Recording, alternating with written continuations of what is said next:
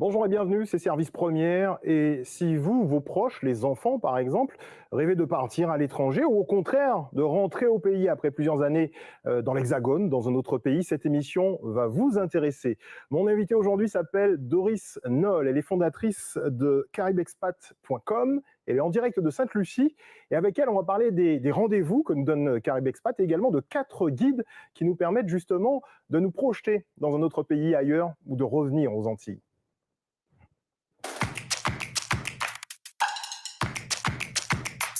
Bonjour Doris. Bonjour Jimmy, Avant toute chose, comment ça va, Sainte-Lucie? ça va très bien, merci. Ça Bon, va, tout se passe bien. les liaisons ont réouvert entre Sainte-Lucie et la Martinique. Aujourd'hui, on peut de nouveau faire des échanges, notamment professionnels avec l'île sœur? Oui, bien sûr. Alors, touristique et aussi professionnel. En fait, on a les échanges, les navettes maritimes ont repris et il suffit juste de respecter les restrictions mises en place par le gouvernement, mais tout se passe bien. On t'avait déjà reçu dans cette émission, ça remonte déjà Oui. à l'occasion justement de Caraïbes Expat. On avait expliqué un peu à nos téléspectateurs, pour ceux qui avaient suivi cette émission, le principe de Caraïbes Expat. Aujourd'hui, ça a beaucoup évolué, l'offre s'est étoffée. C'est une plateforme en fait, c'est ça? Oui, exactement. Alors, c'est une plateforme que j'ai créée initialement en 2013 Ouais. et qui est le premier site pour les Antillais guyanais qui veulent s'expatrier ou revenir aussi aux Antilles Guyane. Donc, l'idée, c'est de permettre à ceux qui sont côté Caraïbes, donc aux Antilles Guyane, et ceux qui sont côté expatriés, qui résident toujours à l'étranger, de créer d'être connectés, Ouais. de faire la passerelle et donc de permettre aux uns et aux autres d'échanger des conseils par messagerie privée. Voilà, c'est ça. Ça va dans les 2 sens, hein, parce Exact. qu'effectivement, on a des gens qui ont envie de partir, qui ont besoin de partir, ils ont envie de changer d'air, de découvrir d'autres pays et pourquoi pas. Et puis on a aussi ces Antillais qui sont partis il y a quelques années, ou des jeunes qui ont grandi en France hexagonale, par exemple, de parents antillais, mais qui ont envie de s'installer au pays. Alors c'est pas toujours évident, il y a des petites subtilités, des choses à connaître, des erreurs à éviter pour aller plus vite et éviter de perdre du temps aujourd'hui parce que tout va vite et justement Caribe Expat aide à le faire. À l'époque, je me rappelle, sur la plateforme, on pouvait savoir quels étaient les Antillais qui étaient dans tel ou tel pays, savoir ce qu'ils faisaient. Ça a été un véritable outil pour avoir des petits conseils comme ça en contactant les gens en disant bah, j'ai vu que vous étiez à Bali, j'aimerais en savoir un petit peu plus sur la culture. Aujourd'hui, bah, il y a carrément des guides qui permettent de découvrir un petit peu tout ça. 4 guides en fait. Hein. Oui, c'est ça. Alors, les nouveautés justement de la rentrée 2021 sur caribexpat.com, ce sont les 4 guides notamment. Alors, en fait, ce sont simplement des guides qui ont permis de synthétiser les conseils qu'on a pu glaner à travers les interviews que j'ai faites de Caribexpat qui sont inscrits à l'étranger. Donc, aujourd'hui, au total, il y a à peu près 4500 membres dans 85 pays et qui sont originaires donc de Martinique, de Guadeloupe, de Guyane ou de Saint-Martin. Et donc, en 8 ans, on a pu justement bénéficier de ces conseils.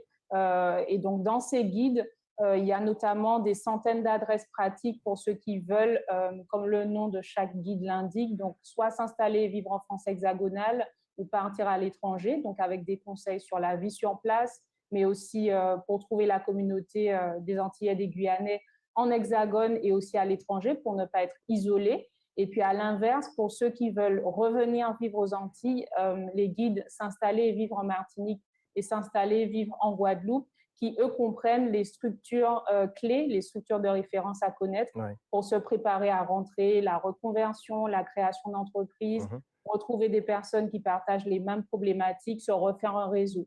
Donc voilà. Ouais. On a ces guides-là, on les voit s'installer et vivre en France hexagonale pour des Martiniquais qui voudraient partir, qui ne connaissent pas forcément, ceux qui veulent venir en Guadeloupe ou en Martinique, et ceux qui veulent partir un petit peu plus loin à l'étranger. Ce sont des guides qui sont numériques. Oui, alors pour l'instant, ils sont disponibles au format PDF ou on peut les feuilleter aussi au format e-book et ils sont sur le site, ils sont gratuits. Ouais. Donc, voilà. Alors j'ai été voir, juste avant l'émission, ils sont effectivement gratuits, on peut les télécharger très facilement et malgré le fait qu'ils soient sous forme numérique, ils sont tellement bien faits que ça donne envie de les lire et ils sont vraiment pratiques. Comme on a un petit peu de temps, Doris, on va décortiquer un petit peu ce qu'il y a dans ces guides. Par exemple, quelqu'un qui voudrait venir s'installer en Martinique. On imagine, le jeune Martiniquais qui est parti pour ses études, bon, ça fait longtemps qu'il n'est pas revenu, il a trouvé un travail en Hexagone, il est resté, il a peut-être construit une famille, il veut rentrer. Quelle aide il peut trouver et quelles choses il peut découvrir à travers ce guide, surtout par exemple pour ceux qui voudraient monter leur entreprise ou qui voudraient trouver du travail sur place. Alors justement, ça c'est le cas typique. Dans le guide, donc, on a à la fois des adresses pratiques, mais aussi des structures qui permettent vraiment de concrétiser son projet. Par exemple, dans le guide, il va également retrouver des entreprises qui vont l'accompagner vraiment de façon concrète, que ce soit pour investir dans l'immobilier en Martinique ou trouver un appartement à louer, puisqu'on a aussi besoin de ça quand on prépare son retour. Des acteurs de référence aussi dans tout ce qui est l'assistance à la mobilité géographique et professionnelle, Ouais. donc qui vont aider au niveau logistique, mais aussi des acteurs qui vont, eux, être clés dans la partie recherche d'emploi et conseil. On a également un coach certifié, donc pareil que celui qui veut revenir vivre aux Antilles-Guyane peut contacter, bénéficier de conseils. Donc on a vraiment les conseils pratiques dans le guide et aussi les personnes ressources et les entreprises, les structures de référence qui permettent d'avancer dans son projet finalement. Ouais, donc on y retrouve les contacts également, hein, de ces entreprises, de façon Exactement. à avoir un numéro directement ou une adresse mail pour pouvoir contacter l'entreprise ou un site internet. Donc c'est vraiment un guide qui est pratique et c'est surtout ça, c'est qu'il y a ce côté pratique. Il a été d'ailleurs établi, et tu le disais en début d'émission, Doris, avec tous les expatriés, toutes ces personnes qui ont pu apporter leur expérience au fur et à mesure. Donc si par exemple, et j'imagine que tu n'as pas peut-être pu visiter tous les pays sur le guide Partir à l'étranger, s'il y a quelqu'un qui a vécu au Vietnam, bah, il va faire part de son expérience et il va aider à enrichir ce book. D'ailleurs, est-ce que ces guides-là continuent à s'enrichir vu qu'ils sont en version numérique? Est-ce qu'ils sont réactualisés ou c'est définitif? Alors en fait, chaque année, l'idée c'est que chaque année, il soit mis à jour et qu'il soit enrichi, puisque nous, on continue en parallèle à rencontrer des nouveaux expats, des nouveaux Caraïbes expats inscrits sur le site, qui s'inscrivent, qui veulent bien partager leurs conseils, qu'ils soient rentrés ou qu'ils soient candidats au départ. Donc effectivement, ils seront mis à jour chaque année et avec des nouveaux conseils, des nouvelles bonnes adresses. Et c'est ça, c'est vraiment l'idée, c'est Ouais. que ce soit pratique, ce soit accessible et que ce soit gratuit, en tout cas le format numérique. C'est souvent ce qui manque, hein, surtout, je pense en particulier à ceux qui veulent revenir et on l'a beaucoup entendu ces dernières années auprès de jeunes: «Oui, on veut revenir, mais finalement, on n'a pas de réseau, on ne sait pas, comment se débrouiller». Alors bien sûr, on a la famille qui est là, mais quand on a un projet d'entreprise ou on est en recherche d'emploi, c'est pas toujours évident. Beaucoup de jeunes ont fini par abandonner l'idée de rentrer au pays parce qu'ils n'avaient pas les bons contacts. Il y a aussi en Martinique des réseaux professionnels qui permettent de faciliter, on l'a évoqué tout à l'heure, de faciliter, la création d'entreprises avec des conseils particuliers. Il y a des réseaux comme le réseau Entreprendre et bien d'autres. On retrouve également dans ce guide ces réseaux qu'on n'a pas soi-même, mais qui existent au pays et qui sont là pour faciliter la création d'entreprises. Oui, on les retrouve, donc leurs coordonnées, leur adresse mail, ce qu'ils font précisément. On retrouve également le type d'aide qu'on peut solliciter, Ouais, que ce soit pour créer une entreprise, mais aussi simplement les aides à la mobilité ouais. professionnelle, dont tout le monde n'est pas au courant. Donc, c'est vraiment très utile. Ouais. Ouais. Et pour ceux qui veulent partir, parce qu'on insiste beaucoup pour ceux qui veulent rentrer et on comprend pourquoi on a besoin de ces forces vives, qu'elles reviennent au pays, parce que la Martinique se dépeuple un petit peu, mais il y en a qui ont des aspirations à découvrir autre chose, à vivre ailleurs, à monter d'autres projets, à faire rayonner également la culture martiniquaise, antillo-guyanaise plus généralement ailleurs. Dans le guide, le guide qui est consacré aux destinations lointaines dans le monde, quels sont les pays, quelques-uns des pays par exemple, qui sont abordés dans ce guide? Alors, il y a plusieurs destinations. Il y a le Canada, Ouais, les États-Unis, le Royaume-Uni et Londres plus particulièrement. Il y a aussi également l'Espagne, enfin plusieurs pays. Il y a aussi des pays en Asie et en Amérique latine. Et à chaque fois, l'idée, c'est que une fois qu'on ouvre le guide, on a vraiment une adresse pour se loger, une adresse pour trouver peut-être réseauter sur place, des astuces aussi parfois pour apprendre la langue ou se remettre un peu dans le bain avant d'arriver dans le pays et pour se déplacer également et des conseils pratiques. Donc ça, c'est vraiment en plus du fait que la personne qui veut partir, une fois qu'elle est inscrite sur caribexpat.com, elle peut vraiment identifier d'autres Antillais ou des Guyanais qui sont dans le pays qu'elle a envie, qui lui fait envie pour son expatriation. Elle peut se connecter en ligne, les contacter, les ajouter dans son réseau sur Caribexpat et envoyer des messages privés pour avoir des conseils vraiment pratiques, même dire, bah, écoute, je débarque demain en Malaisie, donc qu'est-ce que tu peux me donner comme conseil pratique? Je Voilà. débarque en Malaisie demain. Où est-ce qu'on peut manger Bontinel en Mori ou quelque chose comme ça, ou pour un Guadeloupéen, un bon bokit? Souvent, ce sont des questions qui reviennent en Ben matière de oui, gastronomie. Quand on arrive dans un pays, où est-ce que je peux trouver tel ou tel aliment, telle épicerie avec des produits antillais, des mangues, enfin, quoi qu'en Asie, on n'aura pas de mal à en trouver. Enfin voilà, c'est tout l'intérêt de cette belle communauté qui s'est étoffée, plus de 4500 membres dans plus de 80 pays et 230 villes du monde. C'est vraiment une très très belle communauté antillo-guyanaise qui se met en lien avec les autres et qui permet de les accompagner dans leur envie de voyager. En plus de ce guide, il y a aussi des lives à retrouver une fois par semaine.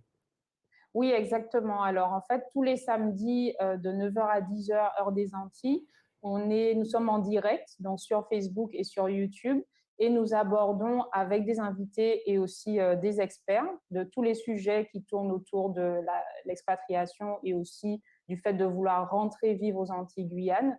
Donc, nous abordons ces problématiques-là, quel type de solution trouver. Et le plus important, c'est que comme c'est en direct, les personnes peuvent vraiment poser leurs questions et avoir des réponses tout de suite. Donc ça, c'est vraiment interactif, mis à part le site et aussi les guides.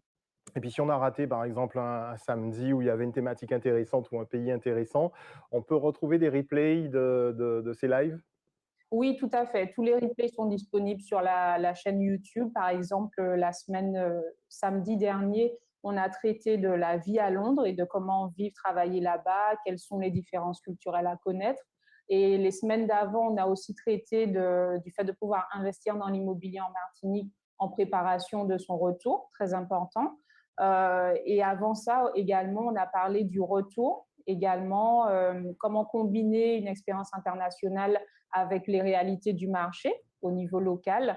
Et en fait, dans les prochains lives, on va traiter d'autres thèmes comme se réapproprier la culture, la langue créole, même si on vit à l'étranger et qu'on n'est plus aux Antilles. Quelle assistance pour rentrer également aux Antilles. On va partir aussi en Malaisie, à la Dominique, au Canada. Enfin, je ne vous dis pas tout, mais je vous invite samedi. Bon, rendez-vous samedi entre 9h et 10h, Et c'est bien 10 ça. heures, oui. Et puis en replay pour ceux qui auront raté des émissions qui les intéressaient. Il y a une communauté d'Antillais qui vit un petit peu partout, de plus en plus dans la Caraïbe. Avant, on avait tendance à partir en Europe quand on voulait changer d'univers. Aujourd'hui, beaucoup de jeunes Antillais diplômés souvent ou porteurs de projets ont envie de s'installer pas très loin de chez eux, dans la Caraïbe, comme toi, à Sainte-Lucie, parce que finalement, il ne fait pas aussi froid qu'en France hexagonale, qu'on n'est pas très très loin de la famille, donc on peut rentrer beaucoup plus facilement et beaucoup plus souvent. Et puis on a aussi une culture qui reste quand même proche malgré sa diversité, ses différences. Toi qui vis à Sainte-Lucie, par exemple, comment se passe la vie là-bas quand on est martiniquaise et qu'on y vit, qu'on y travaille? Alors, ça se passe très bien. C'est vrai que l'avantage principal, en tout cas avant le Covid, c'était qu'on pouvait rentrer plus régulièrement. Mais ça se passe vraiment bien. Et puis, ce qui est important de noter aussi, c'est que moi, j'ai des personnes qui me contactent, qui habitent à Londres, par exemple, et qui me disent que, ou même aux États-Unis, et qui me disent que dans leur conception de revenir vivre aux Antilles-Guyane, elle considère aussi comme option Sainte-Lucie, Barbade ou les îles à côté. Donc, elle me contacte pour obtenir des conseils parce que du point de vue des autres pays, des autres continents, même si on revient, mais on ne revient pas sur son île natale, mais on est quand même dans la région Ouais. et ça compte beaucoup et c'est important. Donc finalement, moi j'estime que vivre à Sainte-Lucie, c'est vraiment une chance, une sorte de luxe pour moi parce que je ne suis pas en Martinique, mais je n'ai pas vraiment l'impression de ne pas être en Martinique. Je suis vraiment à côté et c'est vraiment bien. Alors pour ceux qui regardent cette émission, qui ont des projets, par exemple, d'entreprises qui veulent développer leur activité du côté de Sainte-Lucie, de la Barbade, en tout cas dans la Caraïbe, sachez qu'il y a des programmes qui sont mis en place, notamment des programmes avec la CCIM. On a reçu d'ailleurs le directeur général la semaine dernière, qui nous en a parlé un petit peu. Il y a des projets de coopération avec les îles, avec Sainte-Lucie, et la Chambre de commerce et d'industrie, à travers pas mal d'initiatives, comme le projet de SICA notamment, peut vous accompagner, vous conseiller, vous aider pour faire du business avec les îles d'à côté. Souvent, c'est plus porteur que d'aller très très loin pour essayer de contacter des gens qu'on ne connaît pas, avec des cultures qui sont des fois très très éloignées. C'est pas toujours évident, alors qu'il y a un marché potentiel qui est juste à côté de nous, en fait, dans la Caraïbe, et avec lequel je pense que ça peut être intéressant de faire du business. Et c'est pas toi qui me dira le contraire. Parmi tes casquettes, il y a Caraïbe Expat, mais il y a également aussi l'OSCS, je crois. Oui. Est-ce qu'on a le temps d'en parler rapidement? En fait, c'est Oui, quoi bien sûr. l'OSCS?